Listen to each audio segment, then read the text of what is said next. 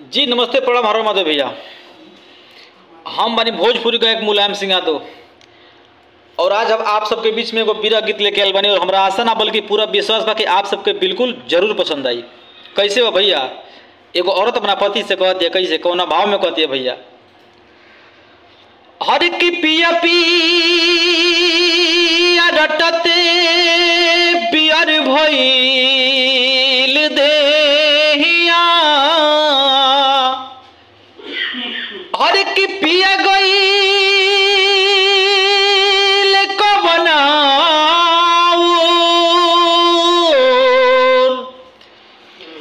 कि सेज पे तनिको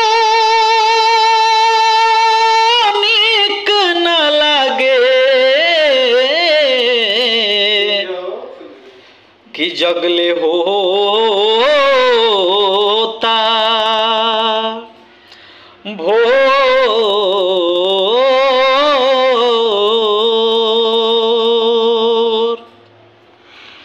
अरे कि हमरा के छोड़ी सैया, और की गइला विदेशवा हो भुलाई रे गइला ना, हो पराई रे गइला ना। अरे कि हमरा के छोड़ी सैया, अरे की गइला विदेशवा हो भुलाई रे गइला ना, हो पराई रे गइला ना। किया हो रमा कौन सवतिया परलो भाई रे गइला ना, किया हो रमा कौन सवतिया परलो भाई रे गइला ना। फिर औरत कहती है भैया, अरे कि रहे के ना रहे घरवा पिया, तक्का लैल हमके गवानवा, आ दुख के दुश्मन भइल पिया, आ सुख भइल बा सपनवा। अरे कि रहे के ना रहे घरवा पिया, तक्का लैल हमके गवानवा, कि सुख के दुश्मन भइल पिया, आ दुख भइल बा सपनवा।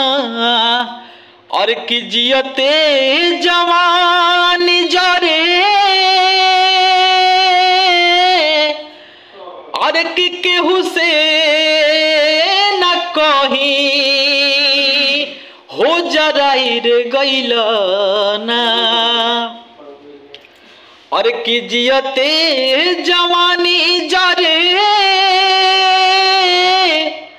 अरे कि केहू से न कही हो जराई रे गइला ना, कि हो जराई रे गइला ना।